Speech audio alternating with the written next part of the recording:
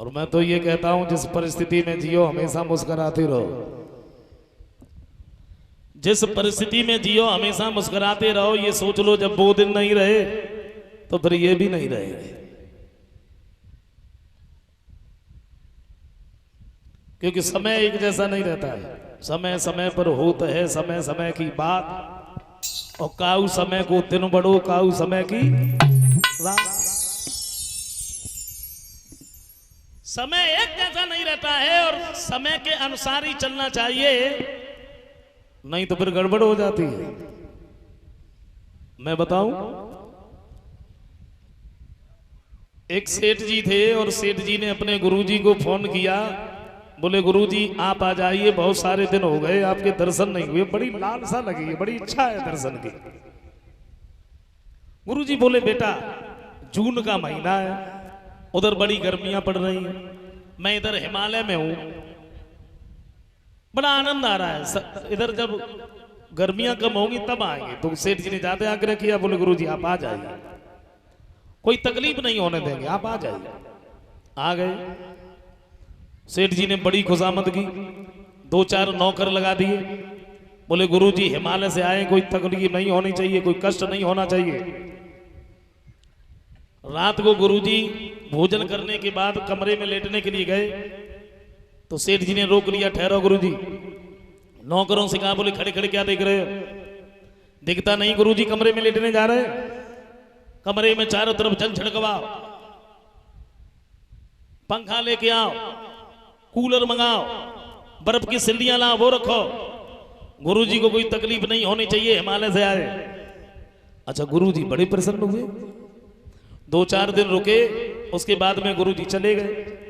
अच्छा उन्हीं सेठ जी का एक मुनीम था, इसके भी दिमाग में आया, सेठ जी ने अपने गुरुजी को बुलाया, हम भी अपने गुरुजी को बुलाएंगे, वो गरीब है तो क्या, कर्जा क्यों ना लेना पड़े। जैसी सेठ जी ने अपने गुरुजी की सेवा की है वैसी हम करेंगे। अच्छा इसने भी अपने गुरुजी को बुला लिया, लेकिन ये समय भूल गया। समय सेठ जी ने गुरुजी को बुलाया जून के महीने में, और इसने गुरुजी को बुला लिया जनवरी में, सर्दियों में। समय भूल गए। गुरुजी आ गए, 2-4 नौकर लगा दिए। बोले गरीब है तो क्या, सेवा वैसी करेंगे। शाम को भोजन करने के बाद में गुरुजी कमरे में लेटने के लिए गए तो सेठ जी की तरह मुनीम ने भी रोक लिया। बोले ठहरो गुरुजी। गुरुजी बोलो बेटा क्या हुआ? बोले आप शांत रहिए, सेवा वैसी करेंगे जैसे हमारे सेठ जी ने की थी, गरीब है तो क्या हुआ। नौकरों से कहा, बोले खड़े खड़े क्या देख रहे हो, कमरे में चारों तरफ जल छिड़कवाओ।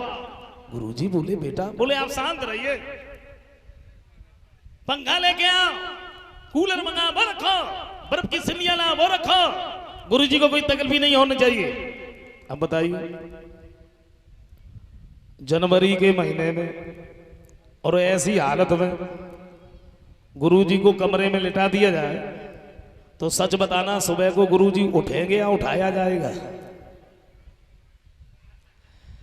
मेरे कहने का मतलब यह है कि देखो समय एक जैसा नहीं रहता है और समय का ध्यान रखना चाहिए। समय खैर ये सुख और दुख तो लगे ही रहते हैं इंसान की जिंदगी में, ये सुख और दुख लगे रहते हैं। इंग्लिश के एक राइटर लिखते हैं स्ट्रगल इज लाइफ। वो ये कहते हैं कि संघर्ष ही जीवन है, और जिसके जीवन में संघर्ष नहीं आया उसका जीवन ही क्या है।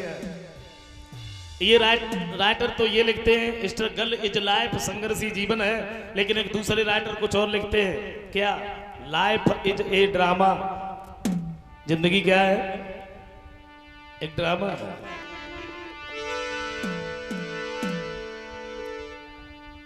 कारण क्या है, हमारे ऊपर अगर जरा सा दुख आ गया तो रोने लगे, लेकिन नहीं। और मैं तो ये कहता हूं कि इतना मुस्कुराते रहो, हमेशा हंसते रहो। अगर दुख भी आए तो वो एक बार के लिए सोच ले कि इस पे तो कोई फर्क ही नहीं पड़ता है, रुकने का क्या है, यहां से निकल लो। दुखी नहीं होना चाहिए, क्योंकि कभी कहते हैं नजर बदल के देखो तो नजारे बदल जाएंगे। नजर बदल के देखो तो नजारे बदल जाएंगे, और विचार बदल के देखो तो सितारे बदल जाएंगे।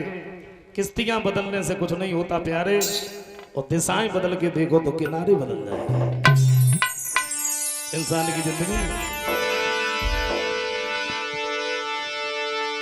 सना मिले कसे किसी के न गुजरते देखे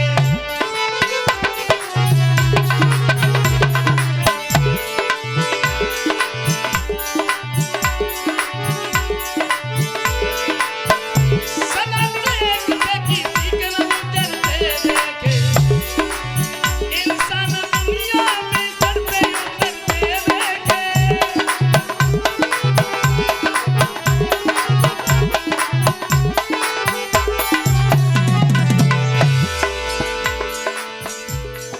देखा होगा बुजुर्गों ने क्या समय,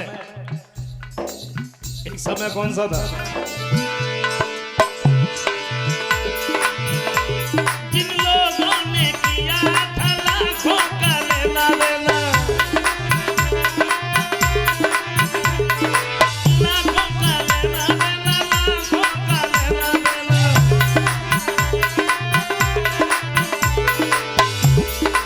जिन्हें यही नहीं मालूम था कि हमारे खजाने में कितनी दौलत भरी है, बैंक में बैलेंस, गाड़ियां, बंगले, नौकर। और जब ये सब था तब बड़ा अभिमान भी था, तब बड़ा अभिमान था। ये सोचते थे कि मैं कुछ हूं, मैं कुछ हूं। लेकिन माफ करें, एक बात करें,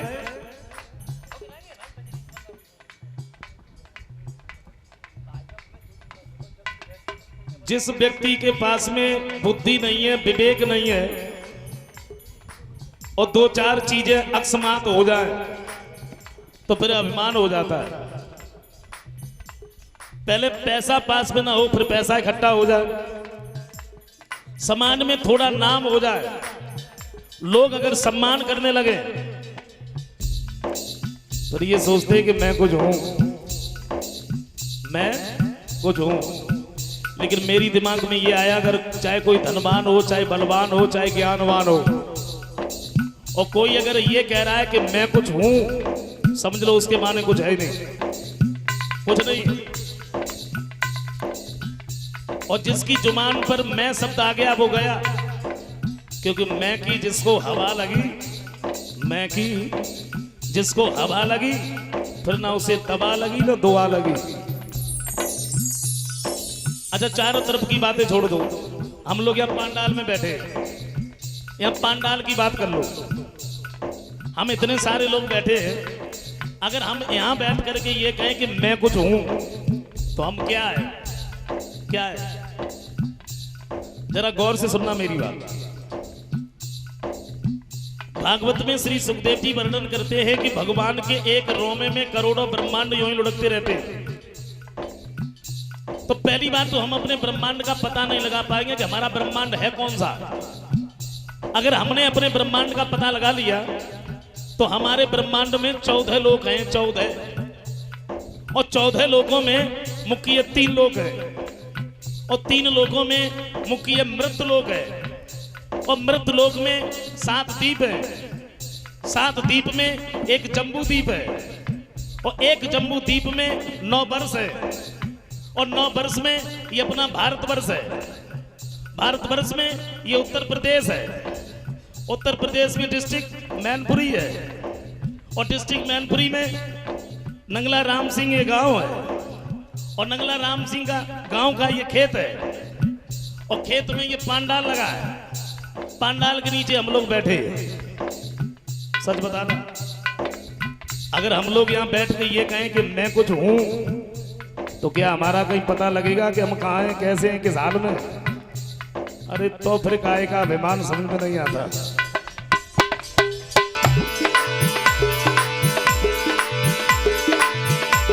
जिन लोगों ने किया था लाखों का लेना देना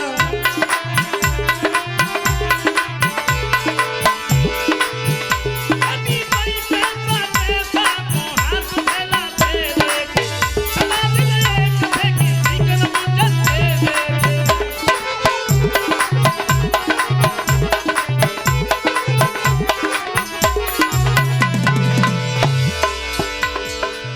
जिन्हें अपने शरीर के ऊपर अभिमान था, वो ये सोचते थे मेरे शरीर में ताकत है, हुआ क्या? जो लोग सीना खोल के शेर से दहाड़े थे, शेर से दहाड़े थे, सिंह से दहाड़े थे।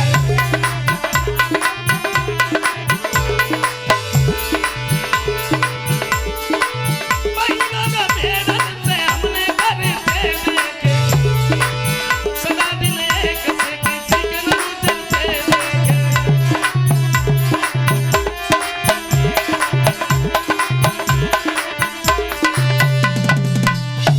महाराज हरिश्चंद्र ने काशी की गलियां साफ की हैं।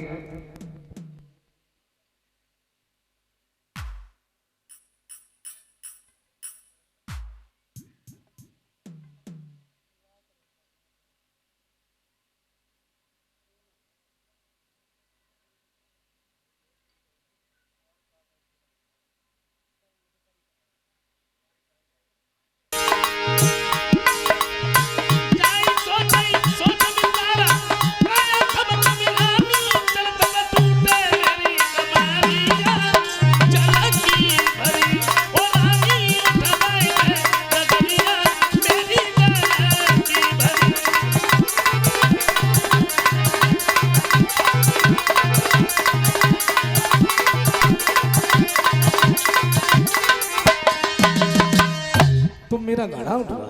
तारा कहती है महाराज माफ करना, घड़ा उठवाना तो बहुत बड़ी बात है, मैं तो तुम्हारे घड़े से हाथ भी नहीं लगा सकती। क्या मतलब? क्या तुम मेरी रानी नहीं हो? क्या तुमने ये कसम नहीं खाई थी कि हम तुम्हारे सुख और दुख में साथ देंगे? क्या अलग रहने से दिल भी अलग हो जाता? तारा तारा कहती है महाराज बात वो नहीं है, बात सिर्फ इस बात की है तुम्हारे हाथ में तो मैत्र का घड़ा है और मेरे हाथ में ब्राह्मण का घड़ा। जरा सोचो, अगर हमने तुम्हारे घड़े से हाथ भी लगाया तो मैं अपवित्र हो जाऊं, पर मैं ब्राह्मण के घर में कैसे जाऊंगी? इसलिए महाराज मैं तुम्हें एक उपाय बता रही हूं। तारा बोली महाराज तुम्हें भी एक अकल बताई, अरे चल मैं खुशी हो उठाई है तुम्हें।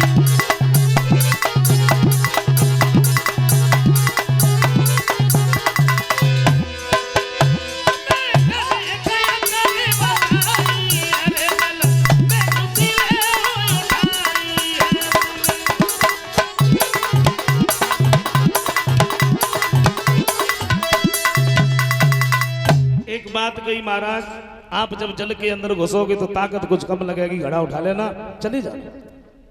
तारा ने इतने शब्द कहे, अपना घड़ा उठाया, अपने सिर पे रखा और वो तो वहां से चली गई। महाराज हरिश्चंद्र बैठे की बैठी रह गए। एक बात सोचिए, क्या ये बहिरानी है? इसने सुख और दुख में साथ देने की कसम खाई थी। एक दिन मेरे साथ में भी गई और आज इसने मेरा घड़ा नहीं डुबाया। शायद पहले इसका कोई स्वार्थ था मुझे, कोई मतलब था मुझे, और कोई मतलब तो रहा नहीं, इसलिए इसने मेरा घड़ा नहीं डुबाया। थोड़ी देर तक बैठ करके सोचते रहे। उसके बाद जैसे तैसे घड़ा उठा तो लिया।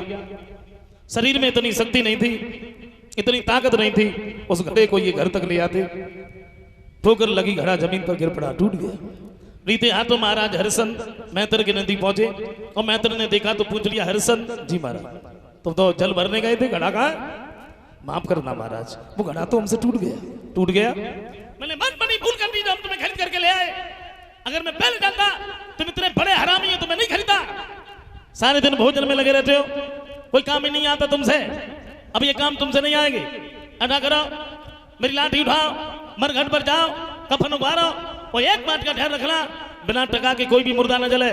और सुनो, तुमने जो घड़ा तोड़ दिया है ना, इसी बात को लेकर के आज तुम्हें भोजन भी नहीं दिया जाएगा। महाराज हरिश्चंद्र ने लाठी उठाई, मरघट पर पहुंचे। उधर ब्राह्मण ने तारा से एक बात की, तारा जब से तुम्हें और तुम्हारे बच्चे को खरीद करके लाए हैं वो तो सारे दिन खेलने में ही लगा रहता है।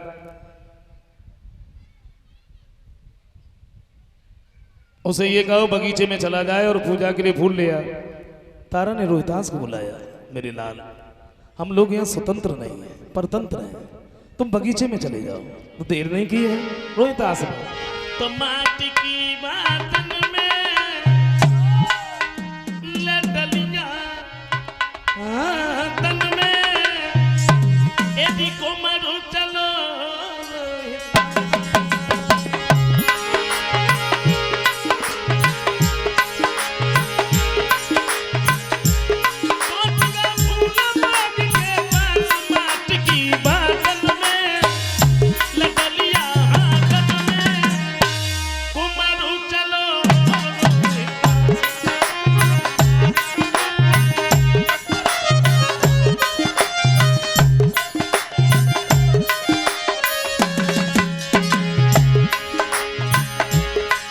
में पहुंचे तो क्या देगा?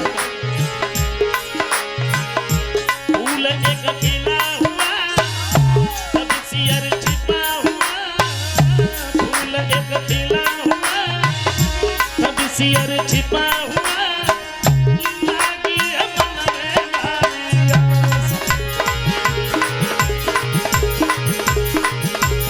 पहुंचना फूल बाग में सारी बात की आंगन में, ले गलिया आंगन में कुमरू चलो।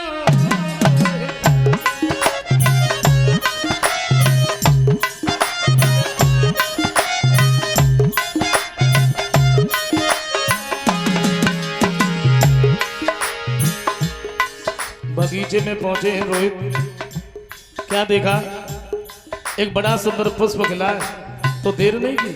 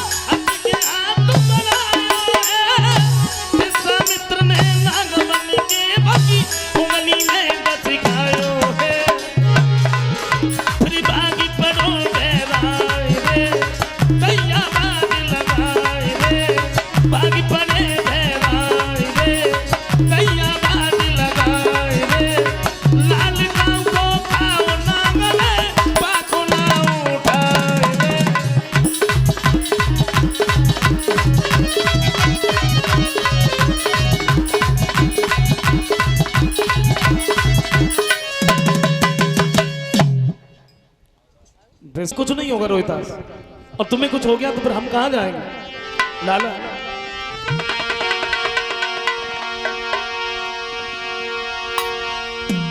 कि बेटा जान दुखिया मैया को, और तुम किन पे छोड़ जाते हो,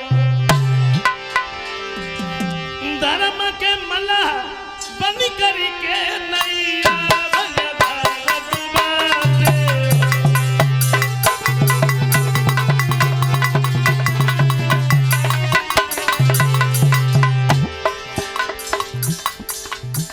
तारा कहती रोहित तुम्हें कुछ भी नहीं हो, अगर तुम्हें कुछ हो गया तो हम कहां जाएंगे? मेरा कौन है? रोहितास कहती मेरी मैया तुम्हारे रोने से अब कुछ नहीं होने वाला, क्योंकि जहर मेरे शरीर में फैलने लगा है, अब मेरे प्राण नहीं बचेंगे। तारा बोली लाला ऐसा मत बोलो,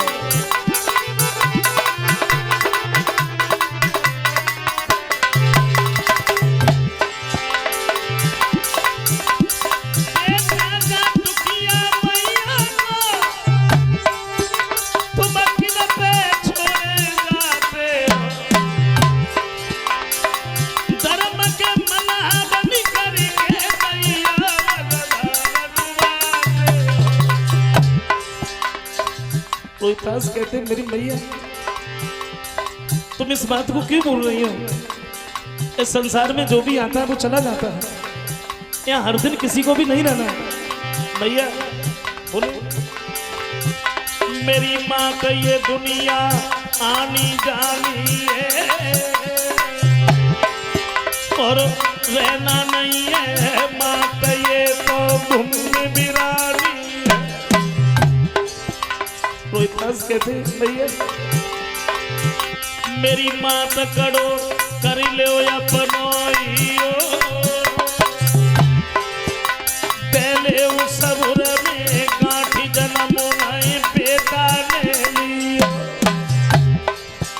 तारा बोली रोहित मैंने कहा नहीं तुम्हें कुछ नहीं होगा। रोहितांश कहती मेरी मैया अंत में सिर्फ एक कहना है और वो ये है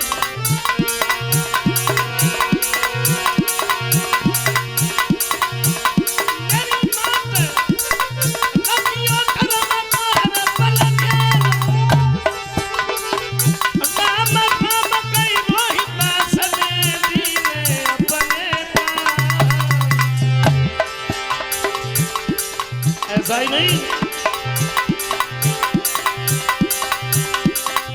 मैया भी लखती रही गई गोदी से देखो बेटा बनी गो मैया भी लखती रही गई गोदी से देखो बेटा बनी गो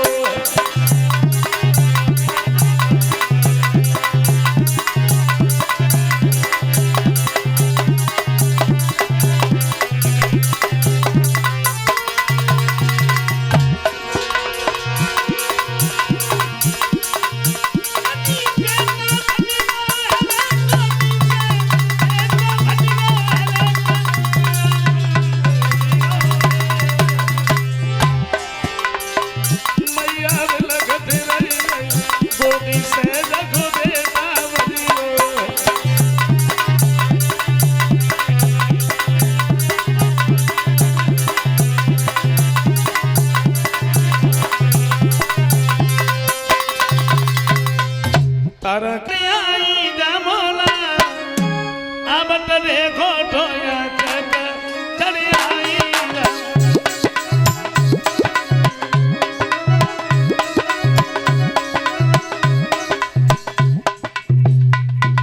इधर नहीं इधर ये बंद हो जाएगा इधर नहीं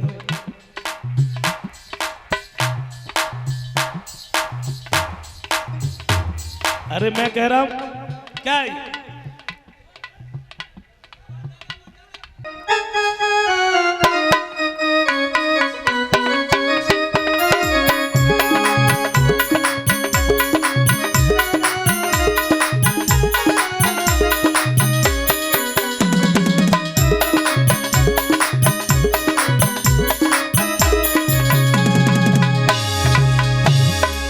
सब लोग बोलेंगे बातों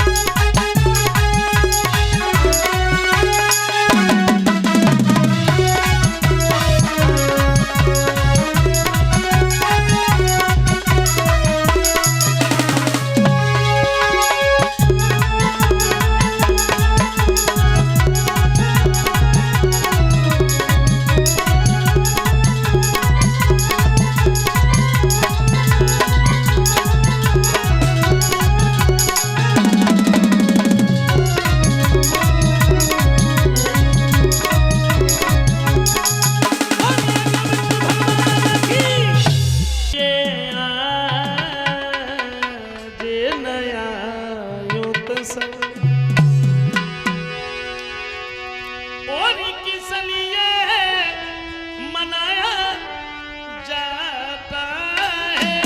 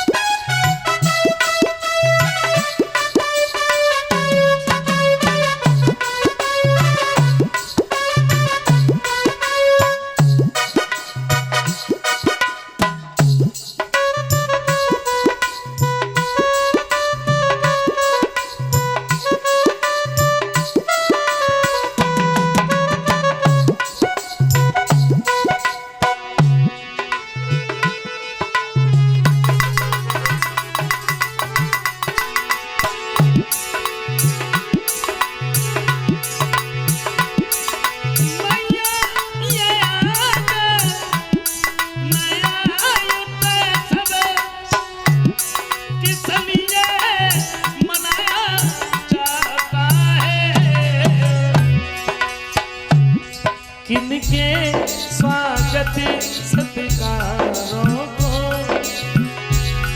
इनके स्वागत सत्कारों को सामान्य सजाया जाता है।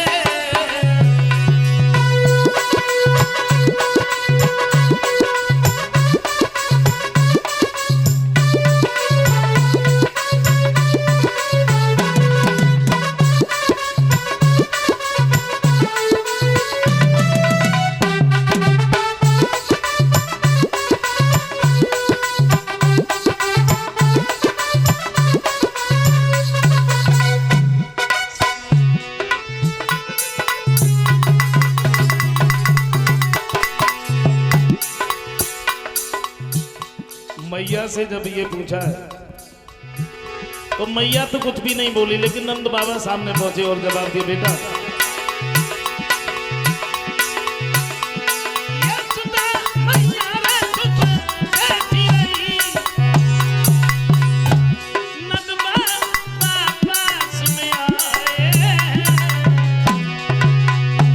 लाला को पास बिठा करके, मोहन को पास बिठा करके बाबा ने वचन सुनाए।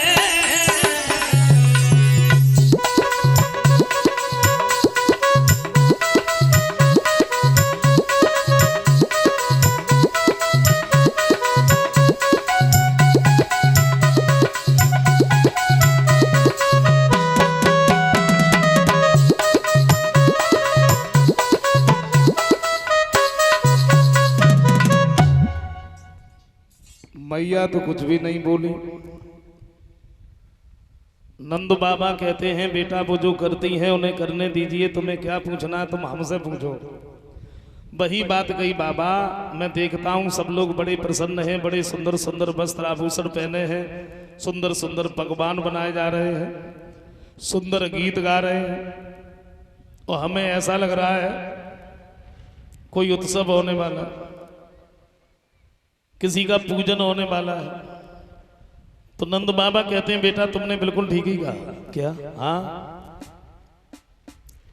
हम सब लोग मिलकर के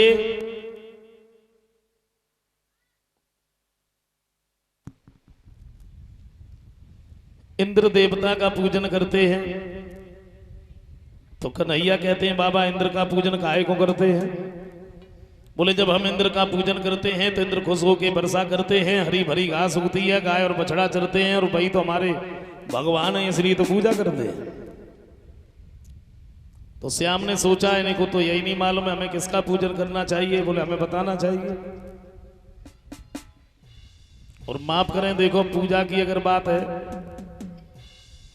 आजकल हम सब लोग पढ़े लिखे हैं, चतुर चालाक हैं, होशियार हैं, समझदार हैं, लेकिन फिर भी बड़े अंधविश्वास में पड़े। और ता में पूजा की तो कुछ कहो ही मत, पूजा की कुछ मत कहो। अक्सर करके देख लीजिए हिंदुओं में कहीं किसी की पूजा कहीं किसी की पूजा। एक कारण है कि हम लोग हर किसी की बातें समझ लो, लंबी लाइन लग गई, सब लोग ले रहे हैं, थोड़ा हम भी ले आए। मेरी तो समझ में एक बात नहीं आती है, परमात्मा होने वाला क्या है?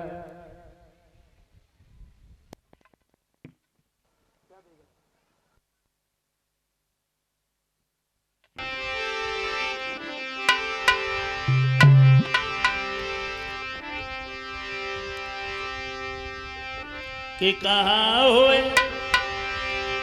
मेरे करतार और बनी गयो खेल निरालो का,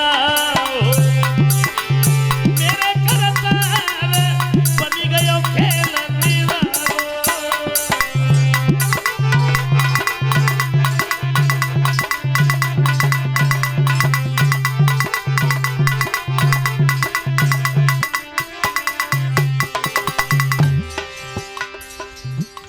समझ में ये नहीं आ रहा कि होने वाला क्या है।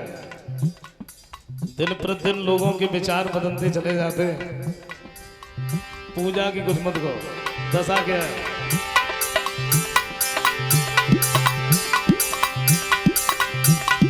अब जियत बाप को बात न पूछे,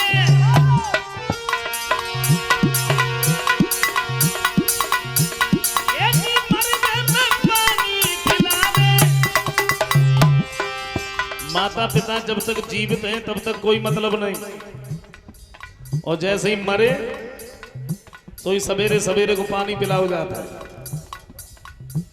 मैं ये नहीं कह रहा कि आप पानी मत पिलाओ, मैं ये नहीं कह रहा, मैं मना नहीं कर रहा, लेकिन मैं इतना जरूर कह रहा हूं, जीवित पर अगर हमने कभी अपने माता पिता को पानी नहीं पिलाया और मरने के बाद में हम पानी पिला रहे हैं, तो सच बताना, ऐसे पानी पिलाने से कोई फायदा है? अब पुत्रों का तो कहना ही क्या है भाई,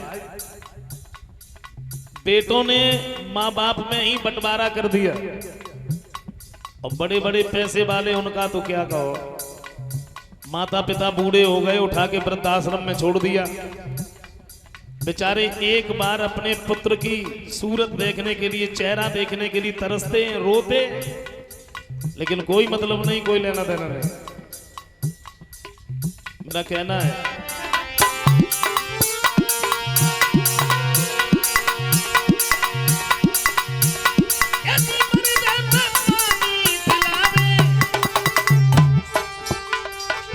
छत के ऊपर फेंक के चावल, कौआ को खवावे बाप को, करी उतार है बन गयो खेल निरालो का।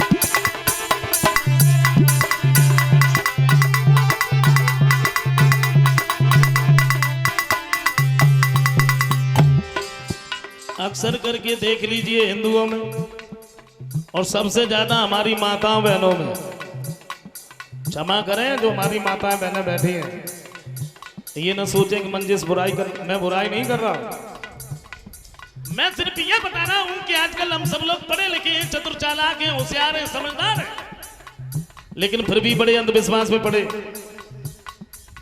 और हमारी समझ में तो एक बात आई, का कोई चीज अगर खाइबे की इच्छा है, समझ लो पूजा शुरू, पूजा शुरू। कोई चीज अगर खाइबे की इच्छा है और भगवान की दुआ से बड़ी जल्दी जाओ और सुपाओ और सलऊ तो हो जाते हैं। अच्छा एक बात तुम्हें ध्यान में हो, कुछ साल पहले हमने बात देखी और वह बात दोबारा फिर देखी कुछ महीना पहले, फिर दोबारा शुरुआत भाई। कौन सी मैं बताऊं?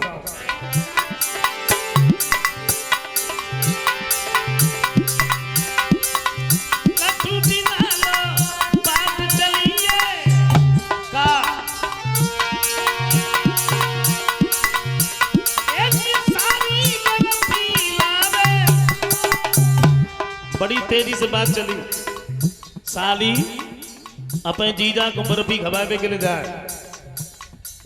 अच्छा एक चालाकी भाई बात देखो, चालाकी भाई कौन सी?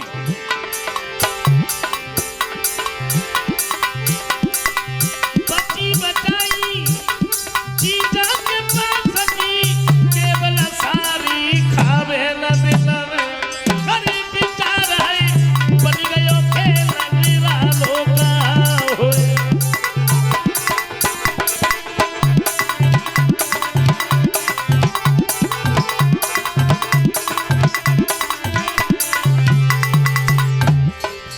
जा छोड़ो, जब बात खत्म ना हो पाई तक बाद में एक बात और चली गई।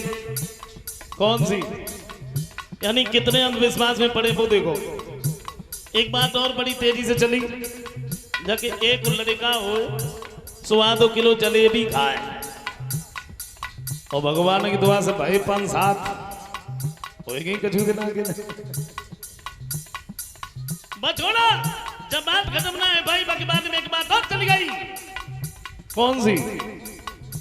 नानी देव तिन को गरी मिश्री खवावे के लिए जाए। छोड़ो जाओ, 11 दिन पहले की बात है।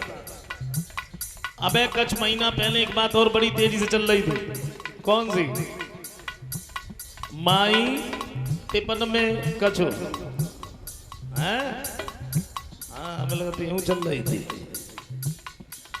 मैंने अपनी आंखों से देखा, मैं सच बता रहा हूं। कथा कहीं के घर की तरफ आ रहे थे। अच्छा रास्ता में गांव पड़ो, गांव के बाहर बड़ी भारी भीड़ लगी रही, सो मैंने गाड़ी रुकवाई। मैंने पूछ लिया, मैंने कहा कोई बात है? बोले बात का सुना है। फिर हमने कि सब लोग यहाँ कैसे इकट्ठे? बोले पूजा हो रही। मैंने कहा कि पूजा हो रही? भाई कोई मंदिर तो है नहीं, जब कोई देव स्थान है नहीं फिर पूजा काहे की? काहे की पूजा हो रही? बोली सड़क देवता की।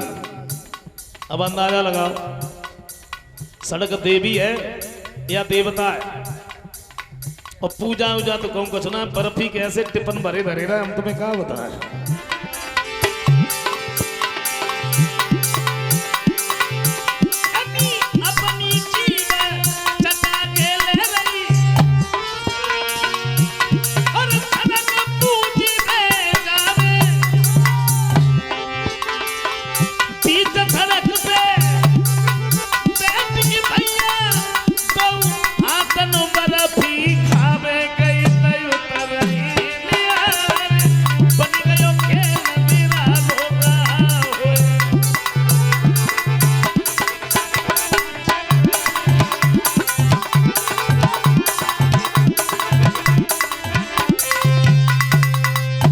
मेरे कहने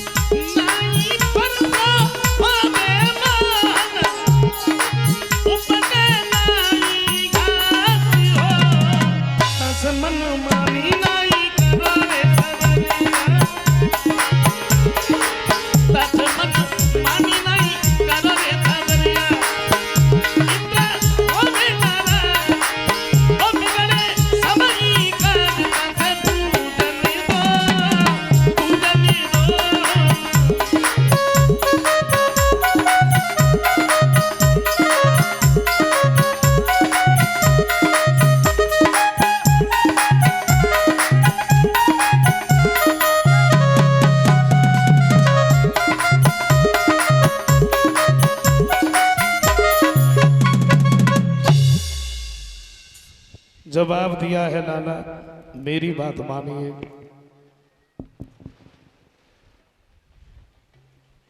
नंद बाबा वही बार बार दोहरा रहे हैं, लाला मैंने कहा नहीं इंद्र का पूजन नहीं करेंगे, इंद्र वर्षा नहीं करेंगे, हम सब लोग भूखों मरेंगे।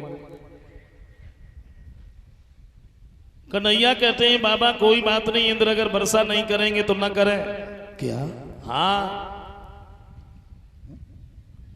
हम सब लोग मिलकर के यमुना मैया से पानी काट करके अपने खेतों तक ले आएंगे, लेकिन हम इंद्र का पूजन नहीं करेंगे। नंदो बाबा अपनी बात कह रहे हैं, कन्हैया अपनी बात कह रहे हैं, बाबा मान जाइए ना। लेकिन हुआ कि समझा, हुआ क्या? तो नंद बाबा समझाए श्याम ने एक नहीं मानी रे कन्हैया, एक नहीं मानी।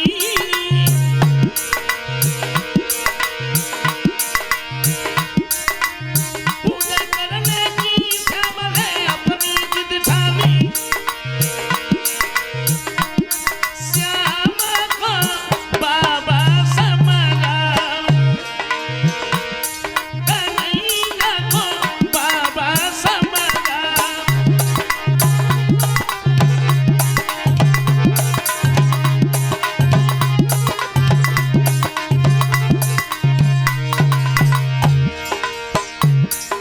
एक बात कही देखो, मेरी बात मानो। तो श्याम सुंदर कहते हैं बाबा आप मान जाइए ना। बोले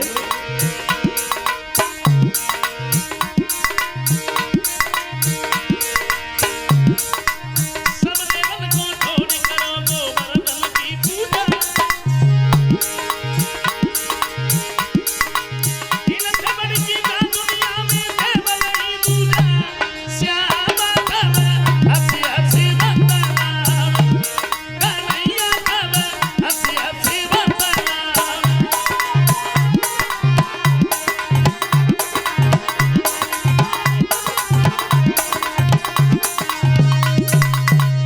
जवाब दी, सुंदर पकवान बनाए हैं, सुंदर गीत गाते हुए नाचते हुए वहां से आगे बढ़े हैं।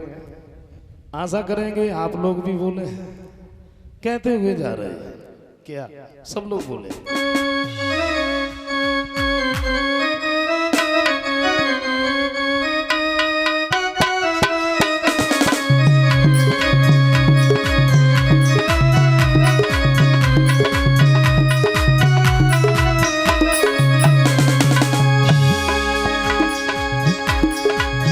सब लोग बोलेंगे कैसे बुझावे?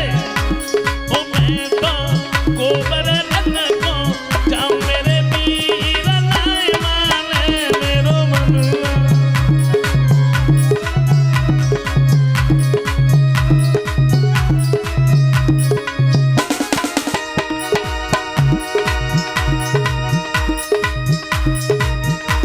ओ मैं तो गोवर्धन को जाऊं मेरे पीर लाए माने मेरो मनुआ।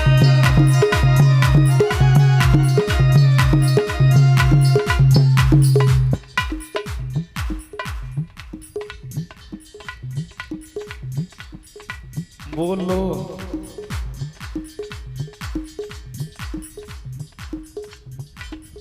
ये जान लो हमें अब पांडाल में नहीं है, गोवर्धन पर परिक्रमा कर रहे हैं। हाँ बोलो।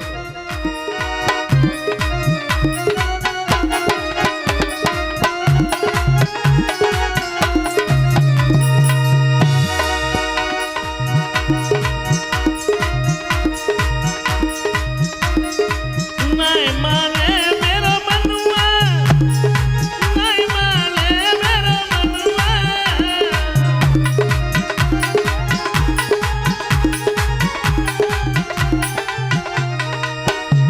ओ मैं तो